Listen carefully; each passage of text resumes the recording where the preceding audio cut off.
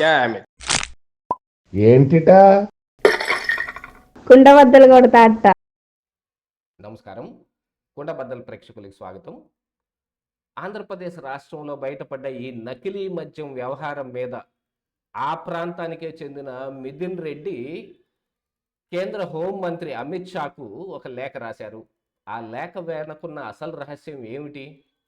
అంతకంటే ముందుగానే బయటపడ్డ లిక్కర్ స్కామ్లో 3,200 కోట్ల రూపాయల ముడుపుల వ్యవహారంలో A4గా కీలక నిందితుడిగా ఉన్న మిథున్ రెడ్డికి బెయిల్ రావటం వెనక కేంద్రంలో ఉన్న బీజేపీ పెద్దల హస్తం ఉందనో, లేకపోతే ఇక్కడ ఉన్న కూటమి సభ్య పార్టీలు ఈ మిథున్ రెడ్డికి హెల్ప్ చేసే విధంగా పనిచేస్తూ ఉన్నాయనో, లేకపోతే ప్రభుత్వం తాలూకు లీగల్ టీము అంత సమర్థవంతంగా పనిచేయకుండా మిథున్ రెడ్డికి ఉపకరించే విధంగా ఇందులో పనిచేస్తూ ఉన్నారనే ఆరోపణలు వస్తున్న ఈ తరుణంలో ఏ నియోజకవర్గానికి ఎంపీ మిథున్ రెడ్డి ప్రాతినిధ్యం వహిస్తూ ఉన్నాడో అతని తండ్రి కానీ అతని బాబాయ్ కానీ ఏ ఏ నియోజకవర్గాల్లో ఎమ్మెల్యేలుగా ఉన్నారో అదే నియోజకవర్గంలో కుటీర పరిశ్రమగా జరపబడుతున్న ఈ నకిలీ మద్యం తయారీ వ్యవహారం బయటపడిన తర్వాత దాని మీద సిబిఐ తోటి విచారణ జరిపించాలని కేంద్ర హోంమంత్రికి ఈ మిథున్ రెడ్డి రాసిన లేఖ ఒక పెద్ద సంచలనమే తీసుకొచ్చింది. కేవలం ఇప్పుడు జరుగుతున్న ఈ నకిలీ మద్యం మీదనే ఆయన లేఖ రాశాడా, గతంలో జరిగిన స్కామ్ మీద కూడా రాశాడా అనే ఒకవైపు కొన్ని కథనాలు వస్తున్నప్పటికీ మిథున్ రెడ్డికి కేంద్రంలో ఉన్న పెద్దలకి మధ్య ఉన్న సత్సంబంధాల మీద అసలైన అనుమానాలు వస్తూ ఉన్నాయి. అంటే మిథున్ రెడ్డి లేఖ కేంద్రంలో ఉన్న ఆ పెద్దల తాలూకు వ్యవహార శైలిని బయట పెట్టబోతోంది అనేది కూడా అనుమానాలు వస్తున్నాయి. వీటన్నిటి మీద ఈ వీడియోలో పూర్తిగా మీకు అర్థమయ్యే విధంగా వివరించే ప్రయత్నం చేస్తాను. వీడియో నచ్చితే ఖచ్చితంగా లైక్ చేయండి, ఇంకా 10 మందికి షేర్ చేయండి. A4గా ఉన్న కీలక నిందితుడిగా ఉన్న మిథున్ రెడ్డి బెయిల్పై బయటకు వచ్చిన తరువాత ఈ ఇలిసిట్ లిక్కర్ వ్యవహారం బయటకు వచ్చింది.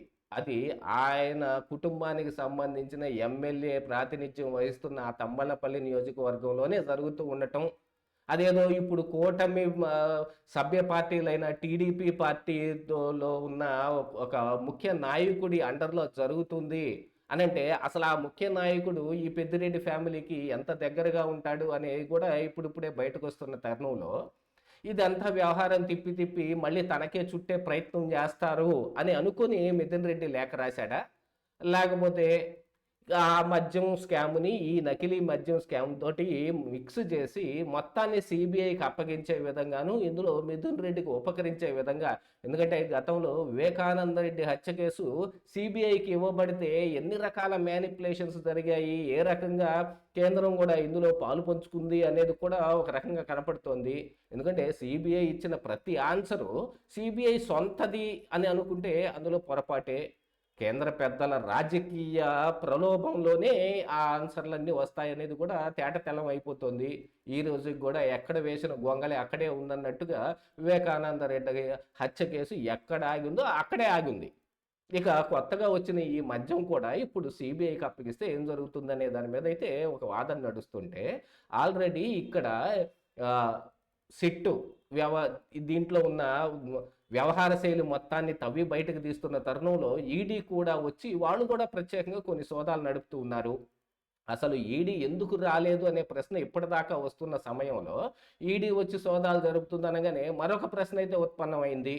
ఇంత ఆలస్యంగా రావడం వెనకున్న కారణం ఏమిటి అని అంటే మీ నిందితుల్ని తప్పించే ప్రయత్నం చేయటమే అని మరొక పక్కన వాదన నడుస్తుంది. కాకపోతే ప్రతి సంస్థ వచ్చి ఇందులో దర్యాప్తు చేస్తుంది అని అంటే అందులో కేవలం తప్పించడానికే అని అనుకోవటానికి లేకపోయినప్పటికీ అందులో రాజకీయ ప్రలోభాలు అయితే ఖచ్చితంగా ఉంటాయనేది అందరికీ తెలుసు. ఈ వ్యవహార శైలి మొత్తాన్ని ఇప్పుడు కేంద్రం తన గుప్పెట్లోకి తీసుకోవటానికి ఏదో ఒక సాకు కానీ ఒక కారణం కానీ కావాల్సి ఉంది. ఎందుకంటే మిథున్ రెడ్డి ఇప్పుడు అమిత్ షాకి లేఖ రాశాడు అని అంటే గతంలోనే అసలు ఇలిసిట్ లిక్కర్ మీద కానీ లేకపోతే ఆంధ్రప్రదేశ్ రాష్ట్రంలో మద్యం కుంభకోణం జరుగుతున్న వ్యవహార శైలి ఏది వైఎస్ జగన్మోహన్ రెడ్డి అధికారంలో ఉన్నప్పుడు జరిగిన ఆ స్కామ్ మీద వాళ్ళ పార్టీకి చెందిన పురంధరేశ్వరి ఒక లేఖ ఇచ్చినా కూడా దాన్ని అమిత్ షా బుట్ట దాఖలు చేశాడు. దాని మీద ఎటువంటి చర్యలేం తీసుకోలేదు. కాకపోతే దానికంటే ముందుగా ఢిల్లీలో ఉన్న లిక్కర్ స్కామ్ మీద వాళ్ళు వీరోచితంగా దాన్ని మొత్తం బయట పెట్టేసి మరి కేజ్రీవాల్ని కావచ్చు, మనీష్ సిసోడియాని కావచ్చు, కవితను కూడా అరెస్ట్ చేసి లోపల పెట్టారు. కవిత అరెస్ట్ తోటి బీఆర్ఎస్ని భయపెట్టడానికి చేశారు అని కేటీఆర్ కూడా బీజేపీ పార్టీతో మింగిల్ అవటానికి, వాళ్ళతోటి కలిసిపోవటానికి కొన్ని ప్రయత్నాలు చేశాడనేది కూడా కవిత ద్వారా బయటకు వచ్చింది. అంటే నన్ను అరెస్ట్ చేసిన బీజేపీ తోటి మీరు ఎలా కలుస్తారు, కలిసే ప్రయత్నం కేటీఆర్ ఎలా చేస్తాడని ఆవిడ ప్రశ్నించిన దాంతో మరి బీఆర్ఎస్ పార్టీకి బీజేపీకి ఉన్న సంబంధం బయటపడుతుంటే, మొన్న ఉపరాష్ట్రపతి ఎన్నికలతోటి ఈ మిథున్ రెడ్డి ఓటు వేయటానికి ఈయనకి ఇంటరం బెయిల్ వచ్చే దాంట్లో కానీ, ఇంటరం బెయిల్ వచ్చిన తర్వాత మళ్ళీ ఈయన రెగ్యులర్ బెయిల్కి అప్లై చేసుకోవటంలో కానీ, అసలు బీజేపీ జగన్మోహన్ రెడ్డికి స్వయానా ఫోన్ చేసి మీ మద్దతు మాకే తెలపండి, మా అభ్యర్థినే మీరు మద్దతు ఇవ్వండి అని అడిగిన వైనాన్ని కానీ, ఇదంతటినీ చూస్తుంటే ఈ పార్టీలన్నిటితోటి కలిపి బీజేపీ ఒక వాళ్ళ మార్కు రాజకీయం చేసే ప్రయత్నం చేస్తుందనేది మాత్రం ఇక్కడ తేటతెల్లం అయిపోతుంది. అంటే ఇటు టీడీపీ పార్టీతో కలిసి ఉన్నప్పటికీ అటు జగన్మోహన్ రెడ్డిని కూడా వాళ్ళు వదులుకునే ప్రయత్నాలు ఏమి లేవు వాళ్ళ దగ్గర.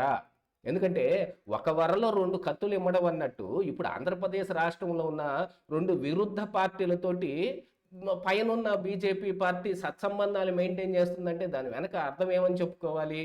దీంతో పాటుగా ఇప్పుడు మిథున్ రెడ్డి ఏ వ్యక్తి అయితే నేరం ఆరోపింపబడి A4గా కొన్నాళ్ళు రిమాండ్లో ఉండి బెయిల్ మీద బయటకు వచ్చాడో, ఆ బెయిల్ మీద కూడా అనుమానాలు వ్యక్తం అవుతున్నాయో, ఆయన్ని ఐక్యరాజ్య సమితి సదస్సుకు పంపించడానికి ఎంపిక చేసిన 15 మంది ఎంపీల లిస్టులో ఆయన పేరు ఉందనగానే ఇక పూర్తిగా అర్థమైపోతుంది. అంటే వైఎస్ఆర్ కాంగ్రెస్ పార్టీకి, జగన్మోహన్ రెడ్డికి, ఈ మిథున్ రెడ్డికి బీజేపీతో ఉన్న సంబంధాలని పూర్తిగా ఎస్టాబ్లిష్ చేస్తూ ఉన్నాయి.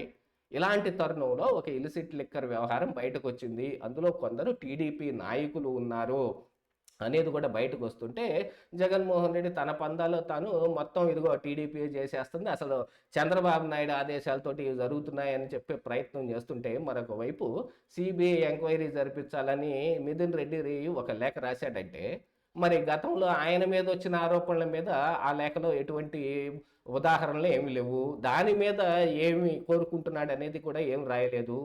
అసలు కేవలం ఈ వ్యవహారం మీద మాత్రమే ఎంపీ మిథున్ రెడ్డి ఎందుకు రాశాడు? ఈ సంవత్సరంన్నర కాలంలో టీడీపీ పార్టీ కానీ, అసలు కూటమి ఆంధ్రప్రదేశ్ రాష్ట్రంలో అధికారంలోకి వచ్చిన తర్వాత వైఎస్ఆర్ కాంగ్రెస్ పార్టీ మీద తీసుకొచ్చిన బోలెడన్ని ఆరోపణలు, వీటన్నిటి మీద దేని మీద లెటర్ రాయని వాడు ఇప్పుడే మిథున్ రెడ్డి ఎందుకు రాశాడు అని అంటే, అది తన నియోజకవర్గం కాబట్టి అని సర్ది చెప్పుకుంటానికి ఒకటి కనపడుతూ ఉన్నా, ఏ నకిలీ మద్యం, ఏ మద్యం స్కాములో వీళ్ళందరూ ఇరుక్కొని ఉన్నారో వాటి మీద కేంద్ర హోంమంత్రికి ఈయన లేఖ రాసి సిబిఐ సహాయం కోరుతున్నాడంటే ఖచ్చితంగా ఇందులో ఏదో ఒక రాజకీయం జరగబోతుందని అయితే ఊహించాల్సిన అవసరం ఉంది.